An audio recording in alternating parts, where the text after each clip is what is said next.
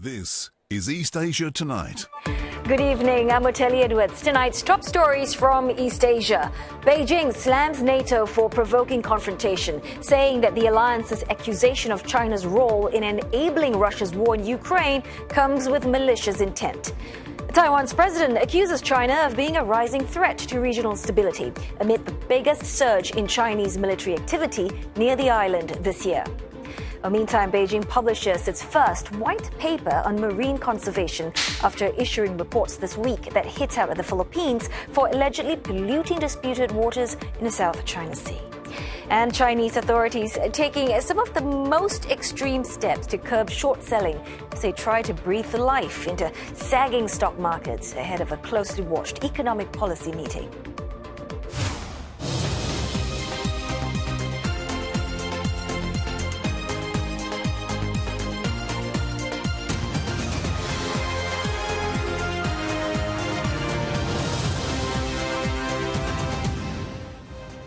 Ahead on East Asia Tonight, the final part of our series examining mental stress faced by teachers in East Asia. We investigate the abuses some educators in the region endure and what's being done to improve their well-being.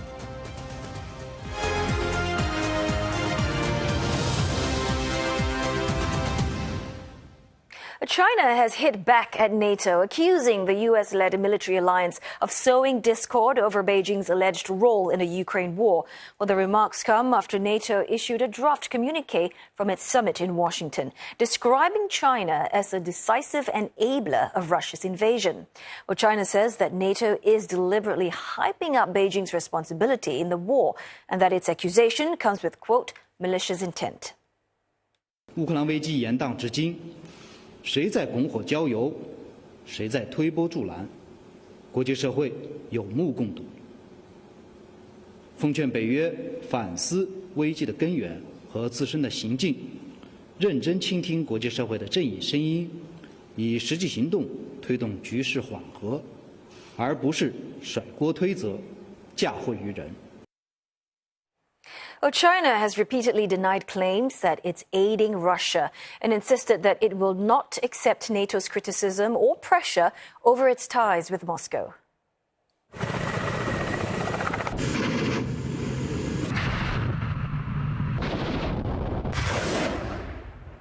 Is China's hand potentially in any of these Russian attacks on Ukraine? NATO says yes.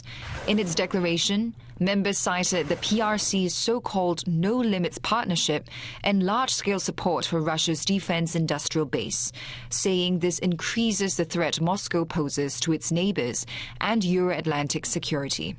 They urge China to cease all material and political support to Russia's war effort.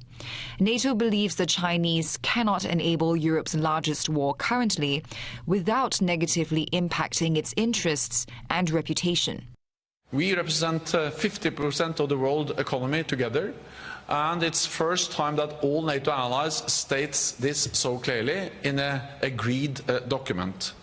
Second, of course, it puts the focus on China as an important enabler of Russia's war. China provides dual-use equipment, microelectronics, a lot of other tools which are enabling Russia to build the missiles, to build the bombs, to build the aircraft, to build the weapons they are using to attack Ukraine. China has previously denied it supports Russia's war effort. It is among the countries that have not condemned Moscow for invading Ukraine. Beijing has accused NATO of smears and attacks, claiming the alliance wants to expand its influence eastwards. 我们坚决反对北约突破区域性、防御性组织的定位，到亚太挑动冲突对抗，破坏地区繁荣稳定。 我们奉劝北约为世界的和平、稳定与安全多做些实事。America's top diplomat, Antony Blinken, says NATO can indeed play a bridge between the Euro-Atlantic and Indo-Pacific. He told a public forum at the summit that the US and NATO are converging strategies to counter China. This summit will be the third one in a row that Indo-Pacific partners Australia, New Zealand, Japan, and South Korea will be taking part. And for more, Nick Harper joins us now from Washington, D.C. So, Nick, the Washington Declaration basically exemplifies stronger language against China over its role in Russia's war effort. So how do you think this will likely impact China's stance on the Ukraine war? Yeah, Telly, this language that's in the document from NATO, much stronger than we've seen in the past, really coming out very forcefully on China's activities in terms of what it's doing with Ukraine, but also its activities in the Indo-Pacific, talking about deep concern for China's actions, calling it a decisive enabler of the war in Ukraine, and really saying that it is worried about the no-limits partnership between China and Russia, adding that China cannot enable the largest war in Europe in recent history without it negatively impacting its interests and reputation. Now, obviously, NATO is hoping that with all of this strong language, it will help China to desist in its activities that NATO accuses it of in relation to the war in Ukraine, namely backing Russia, but also providing it with weapons. There is that hope that it would step away from the conflict and not get involved. But of course, there is the possibility that this will backfire and do the exact opposite, because we know Beijing does not like to be told what to do. It doesn't want to be told that it should be doing this or that, and pushes back forcefully if it feels that its sovereignty is being impinged upon. So we could see, instead, China drawing ever closer to Russia, the exact thing that NATO is hoping that it won't do. But I think it's interesting to note that really this is a moment when NATO is saying very forcefully, it has warned in the past, but doing so in a much more forceful manner this time, that it is watching what China is doing in relation to Ukraine. So, Nick, Beijing doesn't like being told what to do. What then are its security concerns over the expanding Euro-Atlantic and the Indo-Pacific cooperation then? Well, in many ways, I guess it feels as if the world and those alliance partners are ganging up on it. It has in the past spoken about the fact that it doesn't feel that countries in the Indo-Pacific region should have to choose sides, whether to side with the United States or whether to side with China. But of course, this alliance of four countries who, for the third time, have been invited to the NATO summit, Australia, New Zealand, South Korea and Japan, those are all countries that are strongly aligned to the United States, to the Western military alliance of NATO, and therefore its position on Ukraine. Of course, those countries say that they are particularly concerned when it comes to China's activities of expansionism, of aggression in the South China Sea. And I guess we have seen that growing alliance over the last 3.5 years of the Biden administration, with the US, South Korea and Japan working much more closely together. The reinvigoration of the Quad, India, Japan, Australia, the United States, the AUKUS deal, that submarine pact between Australia, Britain and the US, all of those alliances very much show that there are those countries in the Indo-Pacific who are working closely with the United States, much to the chagrin of China. And I think from a NATO perspective, they are saying we are watching what's happening in Europe in terms of the security there, but we're also watching very closely what's happening in the Indo-Pacific, and the security situation there in relation to China is of concern to us. And China, you're on notice. The world is watching. And of course, that is angering, as we've seen that response from Beijing. Great speaking with you. Thanks so very much for that report. Nick Harper, live in Washington, D.C. A Japanese Prime Minister Fumio Kishida has met South Korean President Yoon Suk-yeol on the sidelines of the NATO summit. Both leaders pledged to boost their security cooperation with NATO amid concerns about North Korea's deepening military cooperation with Russia. Yonhap News, quoting the South Korean leader, says both leaders reaffirmed that the security of the North Atlantic and Northeast Asia cannot be separated. And Mr. Kishida also shared the same sentiment, calling the two regions inseparable. The Japanese and South Korean leaders last met in May as part of a trilateral summit with China. And they will be part of the Indo-Pacific meeting with NATO leaders later today. And that's where Mr. Yoon is keen to raise the threat posed by Pyongyang. Prior to departing for the U.S., he says that Russia has to choose between the two Koreas, where its interests lie. And he also added that Seoul could decide to send arms to Ukraine after the Russian-North Korean leaders penned a mutual defense pact last month. Taiwanese President William Lai has slammed China as an increasing threat to regional stability. This as Taipei reports the largest surge this year in Chinese military activity around the island. It detected 66 Chinese jets in its air defense identification zone within a 24-hour window. Among them, 56 aircraft crossed the sensitive medium line along the Taiwan Strait. Well, that's a narrow 180-kilometer waterway separating the island from China. Some of the aircraft also came within 61 kilometers of Taiwan's southern tip. The aircraft are believed to be part of joint drills with the Chinese carrier Shandong, as well as 7 other vessels near the island. Well, Taiwan's defense ministry says it is monitoring the situation. Meanwhile, the Taiwan Coast Guard has accused their Chinese counterparts of entering prohibited waters around Kinmen.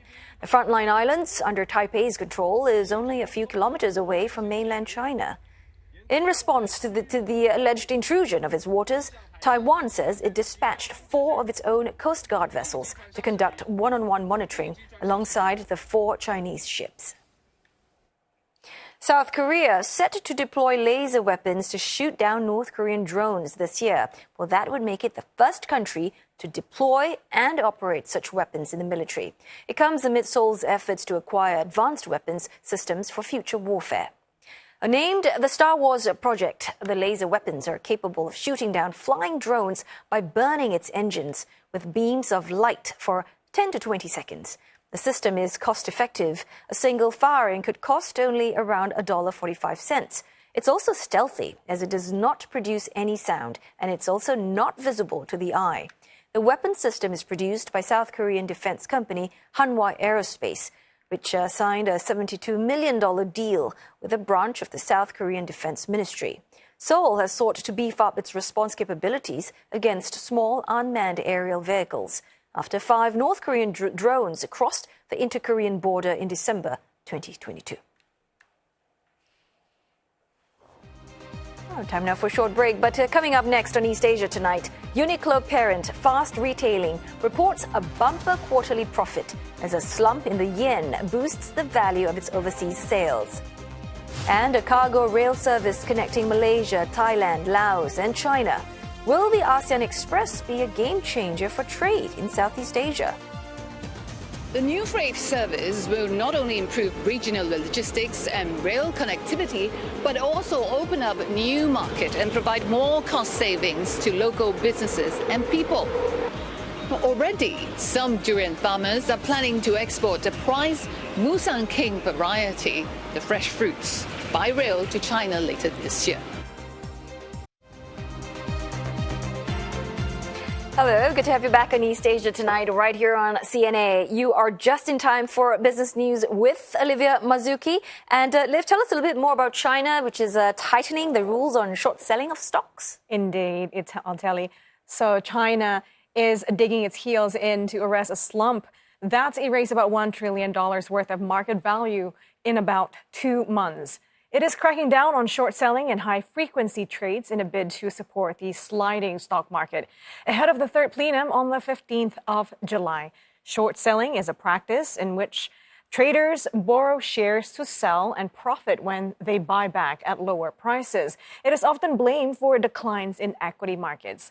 Under the new rules, traders will have to put down a deposit equivalent to 100% of the value of the securities they seek to borrow. Until the change, the ratio stands at 80%. Now, securities re-lending, in which brokers borrow shares for clients to short sell, would also be suspended from today. Scrutiny of computer-led program trading will also be tightened. And China's Securities Regulatory Commission gave the green light to raise short-selling margin requirements starting on the 22nd of June. This would make short selling more expensive for hedge funds and other investors. The measure suggests that authorities want to stem a persistent sell-off in offshore equities that erased about $1 trillion of market value since mid-May. Well, investors are clearly cheering the moves, with Greater China markets ending the day in the green. The Hang Seng in Hong Kong, the most notable winner, with more than 2% higher, and Shenzhen soaring nearly 2% as well, while Shanghai gained 1% in trade. UBS Global Wealth Management Calvin Tay says China's move to regulate short selling does not address the key reason why investors engage in the practice. If you don't give people a reason to short sell, they can't short sell, right? If the economy is strong, unemployment is low, and consumption is strong, there's very little reason for people to actually short the market itself. So I think in this case, the Chinese market is largely because of the fact that there's still a lot of structural weakness where the property market is concerned. And at this point in time, I don't think anyone's going to take a huge position there, given the fact that expectations for the third plenum next week is actually set pretty high. Right, the bar is set high, but I don't think they're actually going to announce anything dramatic. If you're looking for a big bazooka approach to actually try to move the market, I don't think that's going to happen next week. The third plenum has always been used for major announcements, but I don't think the current economic situation in China requires a bazooka kind of approach. I think a more gradualist approach is likely and more appropriate for the kind of situation that they're at the moment. And in fact, I think you should not ban short selling. I don't think they are, but you should not ban short selling, because short selling actually helps the market to a large extent, right? Because if I want to take a huge position in the Chinese market right now, I also want to be able to protect myself to a certain extent, right? So short selling, if it's done properly and rationally, is actually healthy for the market. Japan's fast retailing, the owner of clothing brand Uniqlo, is benefiting from a slump in the yen. The boost in overseas sales fueled a 31% jump in its latest quarterly profit. So profit rose to around $895 million in the 3 months to May the 31st, and that's from $696 million in the same period last year. The yen's plunge to a 38-year low against the dollar has hiked the value of fast retailing's overseas revenue. It is also benefiting from a post-pandemic shift among many customers for value over luxury. The retailer has an aggressive growth strategy in Greater China, North America, and also Europe to take advantage of the trend. That's even as it's reporting a big profit fall in mainland China and Hong Kong due to weak consumer demand. Its shares ending the day with gains of more than 2% today. They have risen nearly 31% so far this year. And Japan's 40-year government bond yield has hit 3% for the first time since this maturity was first issued in 2007. The rising yields come amid selling pressure from overseas and domestic investors, leading bond prices to fall. 3 issues of 40-year Japanese government bonds, or JGBs, saw their yields rise to the 3% mark. And these are not showing signs of easing. The yen's relentless slump is raising speculation that the central bank will normalize monetary policy further. That is causing domestic institutions, including life insurers, to be very cautious about parking their funds in JGBs. Rising interest rates cut the appeal of holding debt. Now, adding to the market's bearishness, foreign investors sold Japanese medium to long-term bonds on a net basis for 4 straight weeks. That is the longest streak in about a year. Overseas investors also sold the most 10-year JGB futures in a month in the last week of June. Shares of Tencent-backed South Korean game developer Shift Up rose by as much as 50% in its market debut, and that's after a $313 million IPO. The opening price values of the gaming company at about $3.3 billion now. It's since pared back those gains to close about 18% higher. It marks South Korea's second major listing this year. The country, along with India, has stood out in Asia's IPO market. The value of South Korean IPOs has risen nearly 74% on year to $1.6 billion. In contrast, the Asia-Pacific region, including Japan, saw IPO value drop about 65% in the first half of 2024. Online fashion retailer Shein is trying to allay concerns about its business practices as it gears up for a potential London IPO. The China-founded firm is setting aside some $270 million over the next 5 years. Most of it will go towards supporting businesses in the UK and Europe involved in recycling technology to cut textile waste.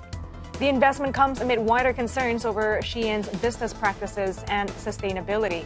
It is seen as one of the reasons why Shein's earlier efforts to list in New York were derailed. South Korea stocks rising following the central bank's latest decision to hold interest rates steady, and the Kospi there ending the day 0.1% stronger. The world's top memory chip maker, Samsung, inching lower, though.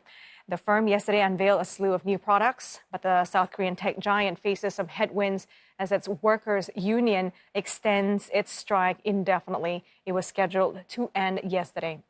And the rest of Asia Pacific, stocks are tracking Wall Street higher.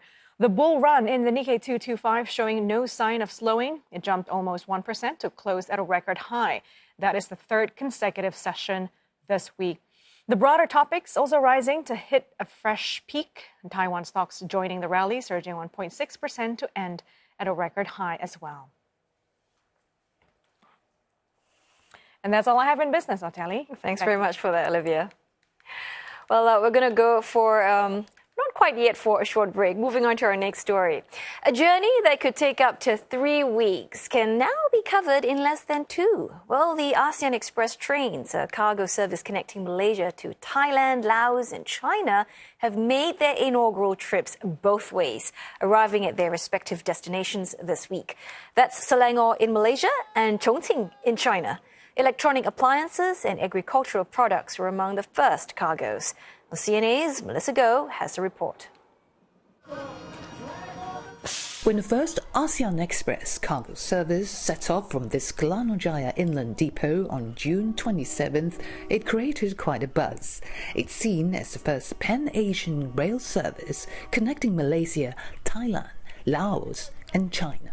Representatives from 3 ASEAN member countries and the world's second-largest economy were present to jointly flag off the inaugural freight service. We have been talking about the Pan-Asian Railway Network for the past 30 years, but nothing much has really been achieved over the last 30 years. So right now we hope that by Malaysia taking over the chairmanship of ASEAN, we want to restart this discussion. Of course, it will need facilitation from the different authorities, which is a challenge. But we have overcome that. We have some collaboration with both the Thai and Laos authorities. The ASEAN Express has 20 wagons and can pull up to 40 20-foot equivalent units of containers. From Kelana Jaya, the cargoes reached Padang Besar near the Malaysia-Thai border in less than a day. And given that both Malaysia and Thailand's rail networks operate on meter gauge, no gauge change was necessary.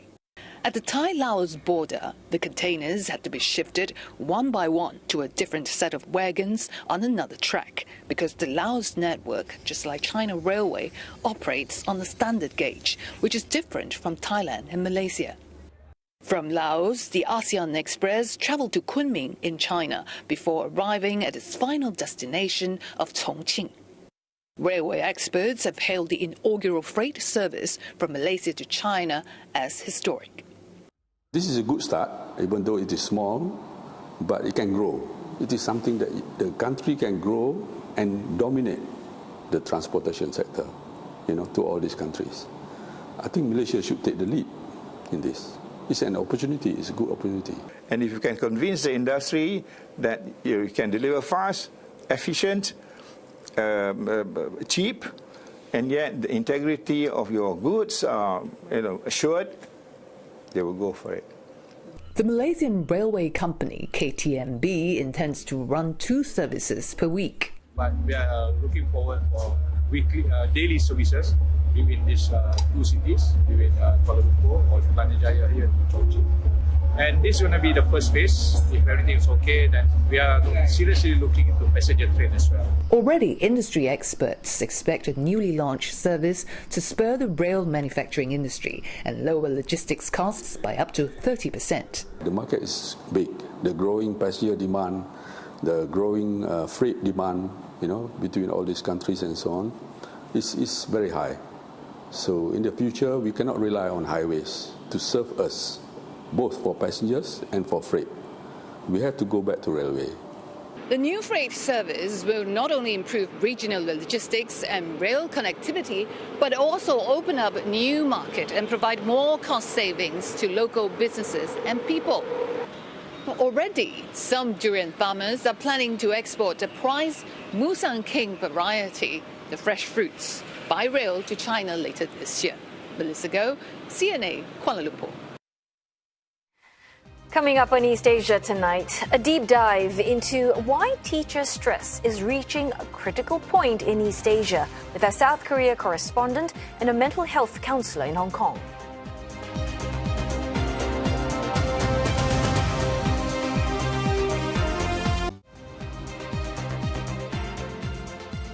Beijing slams NATO for provoking confrontation, saying the alliance's accusation of China's role in enabling Russia's war in Ukraine comes with malicious intent. Taiwanese President William Lai slams China as an increasing threat to regional stability as Taipei reports the largest surge this year in Chinese military activity around the island. And Beijing publishes its first white paper on marine conservation after issuing reports this week that hit out at the Philippines for allegedly polluting disputed waters in the South China Sea. The suicide of a South Korean teacher nearly a year ago triggered weeks of protests by educators and led to new laws to protect them from abusive students and parents. CNA's senior Korea correspondent Lim Yeon-suk finds out what has changed since then. This video went viral last month. It shows a third-grade student slapping the vice principal when he tried to stop the boy from leaving school without permission. He did not try to defend himself, which education experts say is understandable. 교감 선생님은 뒷짐을 지고 뺨을 맞아요. 혹자는 이런 얘기합니다. 그 왜 그러지? 애를 손을 잡고 적극적으로 말리고 못하게 해야지 이런 얘기합니다. 현실을 모르는 얘기예요. 만일 그 아이의 손을 잡았다가 팔자국이 남으면 어떻게 될까요? 당연히 아동학대로 신고됩니다. Kim Dong-seok, the director of Teachers' Rights at the Korean Federation of Teachers Association, says teachers in South Korea have suffered abuse by students and their parents for years. Such cases often go unreported due to reasons like fear of retaliation, lack of support, and cultural norms that discourage them from speaking out. 그다음에 선생님한테 아주 불손하게 하거나 문을 꽝 닫고 나가는 거나 손가락 욕을 한다거나 뭐 이런 욕을 부분을 신고를 한다면 사례가 되게 많을 거예요. 그럴 때마다 참거나 못 본 채 하거나 넘어가는 경우도 상당히 많다. The issue came to light in July last year after a first-grade teacher at Soi Elementary in Seoul took her life in school. Her colleagues said she suffered harassment from parents. Her death sparked rallies calling for measures to safeguard teachers' rights. And authorities made key changes, including providing teachers with some protection from being sued for child abuse. Numbers of such cases fell drastically following the new regulations. 385 cases of child abuse were filed by parents against teachers between September last year and April this year, compared to more than 1,700 in 2022 and 1,200 in 2021. Complaints and lawsuits by parents are also no longer the responsibility of teachers but the principal. Teachers' personal data, like their mobile phone number, is also no longer handed out to parents. Teachers, however, say there's not been much improvement. A recent survey by the Korean Federation of Teachers Unions showed that 78% of almost 11,400 teachers did not think conditions had changed significantly. But teachers we spoke with acknowledged the public awareness of the issue has grown. 인식이 퍼졌다는 데에서 좀 더 의미가 있는 것 같고요. 어떤 법에 있어서 좀 실효적이다라고 하면 아직도 이제 아동학대에 대한 신고는 계속 이어지고 있고 민원 대응 같은 경우도 학교에서 인력이 부족하다 보니까 제대로 그 절차가 진행되지 않는 경우도 있어서 실효성이 막 크다고 하기는 아직은 좀 체감상 좀 어려워하고 있는 부분입니다. The 30-year-old teacher does not want to be identified, as he is still scarred by his own experience. He was sued by a mother for emotional abuse a few years ago after he scolded a child for using foul language and disrupting the class. He won the case, but it left him with post-traumatic stress disorder. 학생과 학부모에 대한 그 마주대할 때 이제 두려움이 좀 커졌었던 것 같아요. 경찰서에서 조사를 받고 하는 과정에서 교사로서 그동안 들였던 노력이 통째로 부정당하는 것 같은 그런 좌절감 같은 거를 이제 많이 느꼈었고 서울초 사건을 마주하게 됐는데 그런 과정에서 또 아는 선생님들과 대화하는 과정에서 좀 위로 같은 거를 얻었던 것 같아요. Experts suggest the situation is partly caused by certain societal values in South Korea. 이 한국 사회의 굉장히 독특한 이제 가족주의 내지는 심하게 표현하면 가족 이기주의. 그래서 내 아이에 대한 어떤 집중적인 투자를 하는데 내 아이를 누군가 건드렸을 때 부모들이 참아내지 못하는. 근데 그게 부모의 특권의식이랑 연결이 됐을 때 그때 그게 결국은 어떤 이제 교권 침해로 이어지는. With South Korea having the world's lowest birth rate, parents are likely to remain highly protective of their children, meaning the issue may not go away anytime soon. Lim Yan-suk, CNA, Seoul. Let's explore teacher abuse across East Asia a little bit more, and let's invite CNA's senior correspondent Lim Yun-suk in Seoul and Yvette Lau, she's mental health counselor and former teacher, employee assistance program counselor, speaking to us from Hong Kong. My first question is to you, Yvette, and I want to pick up something interesting actually from the story that that Yun-suk did, which you just heard. This distorted sense of parental privilege that we're seeing in South Korea. Yvette, is it common in other East Asian countries with low birth rates and high parental investment in their children's education? Yes, I think so. That's what we're seeing here in Hong Kong, as well as sometimes in Singapore as well. We see that there's a lot of parental involvement and investment in the financial sense, as well as time. Taken by parents to invest in their child's education. And with that, there's an increase in pressure, there's an increase in expectations from the parents towards the teachers, towards the school. Now, Yun-suk, we know that South Korea, they're struggling with perennial low birth rates, and it looks like it's not going to be picking up anytime soon. Do you then think that this pressure from overly protective parents will continue to affect these teachers for a good period of time? Oh, I think so. And, experts also think that this issue is not going to go away anytime soon. South Korea has the world's lowest birth rate, and data here does show that South Korean parents now only have one child. And there's also data showing that in 2022, more than 6 out of 10 babies were first children for most South Korean parents. And it was also the first time that this proportion surpassed 60%. And so even parents themselves here know that this is a problem. And in fact, I spoke to one mother who has 2 children, and this is what she said. 많이들 흔하다고는 생각하고는 있는 것 같아요. 왜냐하면 요즘에는 아이들도 적게 나는 추세이기도 하지만 너무나 자기 자식이 좀 소중하고 끔찍하다 보니까 학교에도 연락을 더 자주 하게 되는 것 같고, 그러다 보면서 무슨 일만 생겨도 작은 일에도 이제 학교에 자주 연락을 하게 되는 건 맞는데.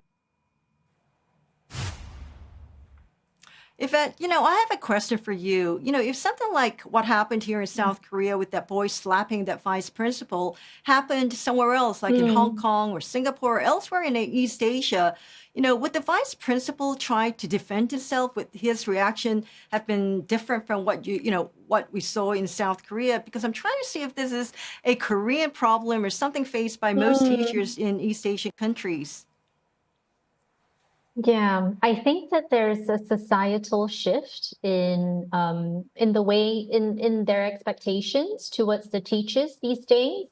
I've personally never come across a child slapping or hitting a staff member to that degree.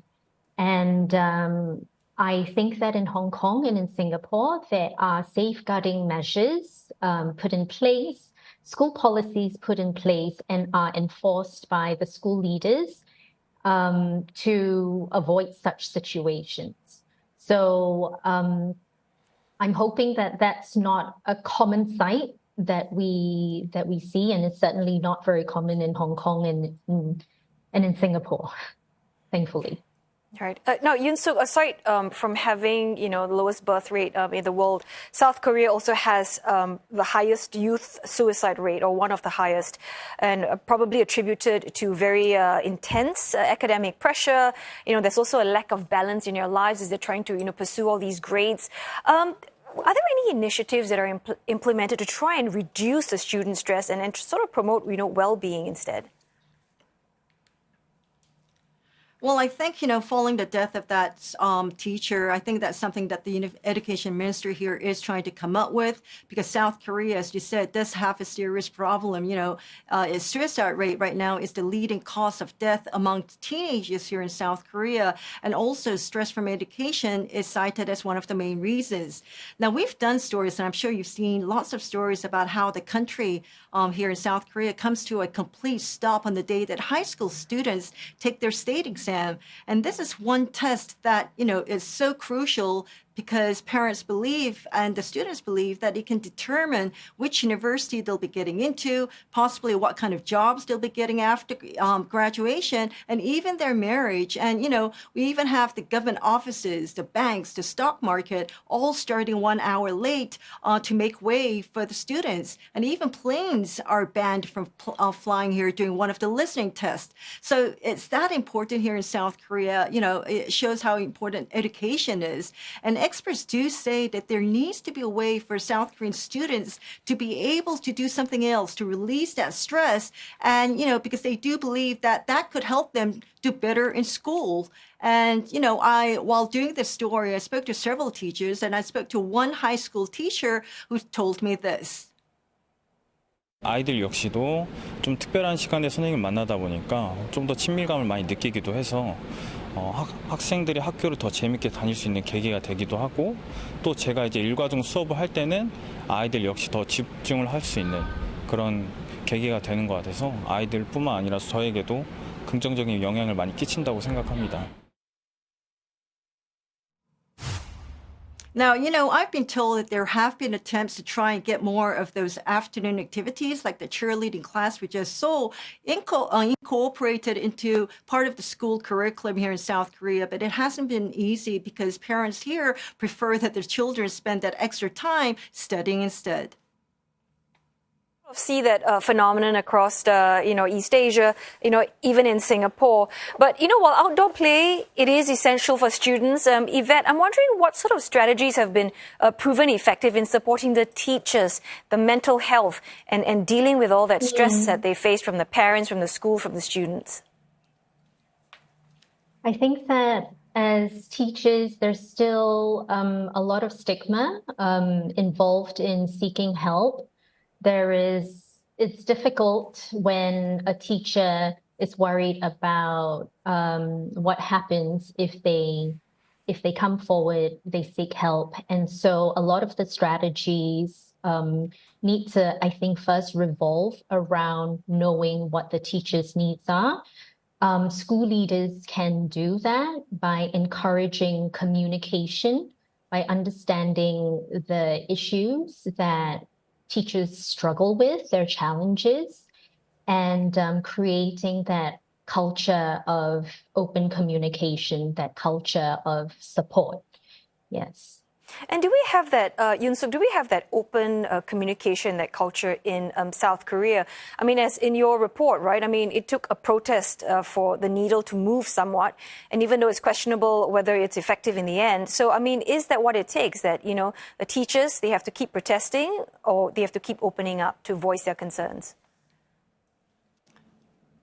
Well, speaking out is something that South Korean teachers haven't done and don't do now, too. And so I think that is the main problem here in South Korea. But as you said, it did for this issue, for the students to come out in the streets because you were seeing thousands of teachers out in the streets making their statements and making their voices heard. And as that teacher said, in my story, it did help the teachers realize that they were not alone. And so it shows that how much they don't discuss these issues, even among themselves. And the other teachers were also saying, and they were realizing that other teachers were also facing similar abuse by parents. Now, we have seen lots of protests here in South Korea, but it's not often, and it is rare to see teachers coming out in the streets and speaking out. And in fact, President Yoon Suk-yeol at the time last year did order South Korean officials to listen to the teachers' demands and try to work to protect their rights. And that's why the National Assembly also then took action by coming out with a bill to protect teachers' rights. And, teachers we spoke to said it was very sad that all these actions and they were being taken after the death of that 23-year-old school teacher. But for them, it was a good thing that the government finally realizes that there is a serious problem here in South Korea, and at least they're trying to do something about it. And people out in the streets are also aware of this issue. And I think for starters, the communication lines got to keep them open. Let's hope that the situation will improve sooner rather than later. Well, thanks so very much, Yoon Suk, for that wonderful story, and also Yvette Lau speaking to us from Hong Kong. Coming up on East Asia tonight, China issues a white paper outlining its plan for marine conservation plan. Our Beijing correspondent Olivia Seong will be joining us to help unpack the report.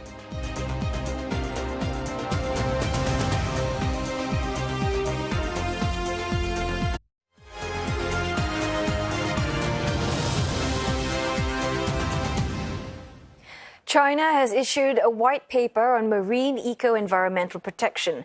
It presents a full picture of its ideas, actions, and achievements to the international community to facilitate understanding of China's conservation efforts and advance global cooperation. Beijing has also stressed the importance of the marine eco-environment, noting that it is essential to the ecological balance of the planet. And CNA's Olivia Seong joins us live from Beijing for more. Hi, Olivia. So, in a nutshell, what is the significance of this report? Why is it such a big deal? I'll tell you, a white paper is issued by the government when it wants to lay out its position on a matter. And then from there, government policies can be announced and made, and the different government agencies are all aligned with this position. And in the past, we've seen China issue other white papers on a range of issues from defense to human rights. Last year, we saw it also release a white paper on distant water fisheries. And this time, this is one on marine eco-environmental protection, which states that China has shown overall improvement on this front.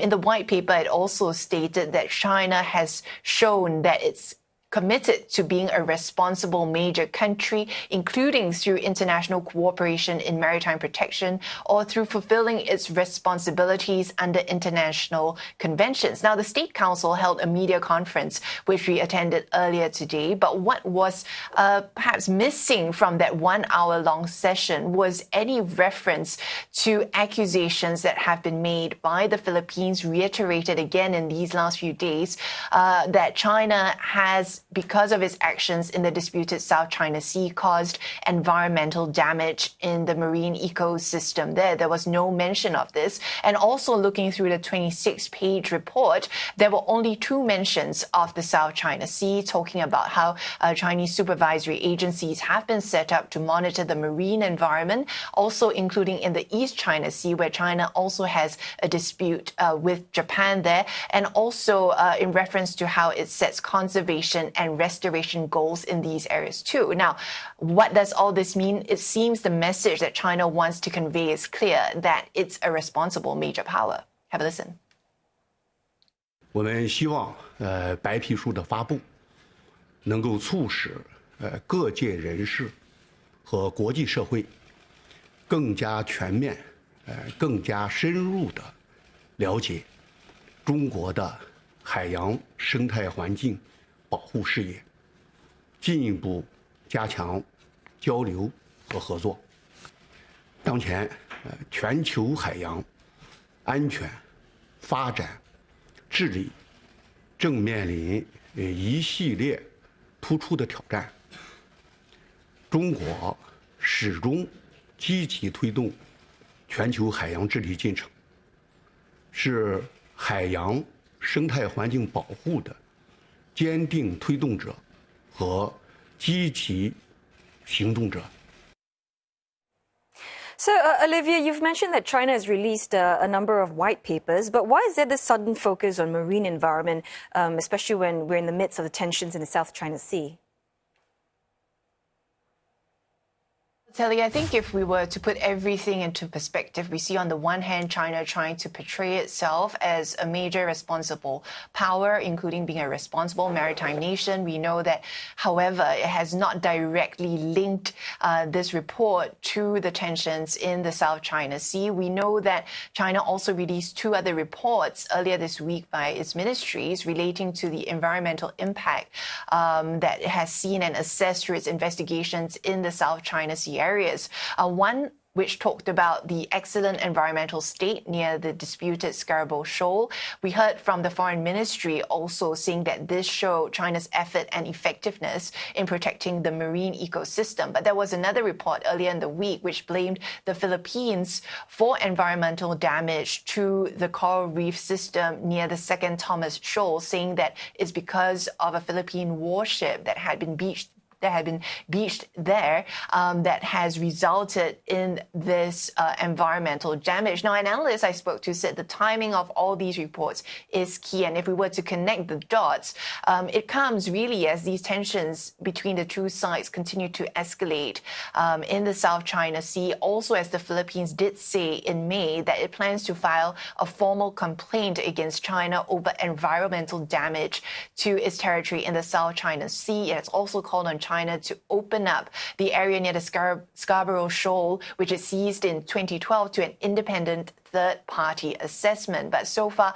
China has pushed back at these accusations from the Philippines, both sides continuing to point fingers at each other. And also, we have to note that even if a complaint is made, we do know that previously China has not accepted a 2016 ruling by The Hague, which said that its claims in the South China Sea have no legal basis. So much to watch as this unfolds, Ateli. Well, thanks very much for that. CNA's Olivia Xiong reporting to us live from Beijing. China, meantime, maintaining its edge on renewable energy. It's home to most of the wind and solar power plants now under construction around the world. Research by US-based think tank Global Energy Monitor, or GEM, shows that China is building nearly 340 gigawatts of such utility-scale power plants, or more than 60% of the global total. Coming in a far second is the United States. It has 40 gigawatts in its project pipeline, or about a tenth of what Beijing has, in various stages of construction. The think tank says China's pace is adding positive momentum towards a global goal to triple renewable capacity by the end of 2030. The report's authors even called on China to boost its targets in climate pledges to the UN next year. And that's not all. Beijing's 2030 goal to install 1,200 gigawatts of wind and solar capacity would be met this month. Now, that's 6 years ahead of schedule, according to an Australian-based think tank, Climate Energy Finance. And separate research shows electricity generated from coal in China are at a record low of 53% in May, while power from non-fossil fuel sources hit a high of 44%. Or should the current trend continue, it could mean that the country's carbon emissions peaked last year. And that's East Asia Tonight for this Thursday. Don't forget your headlines anytime at cna.asia. And you can also look us up on Facebook, YouTube, and on X. Thanks for watching.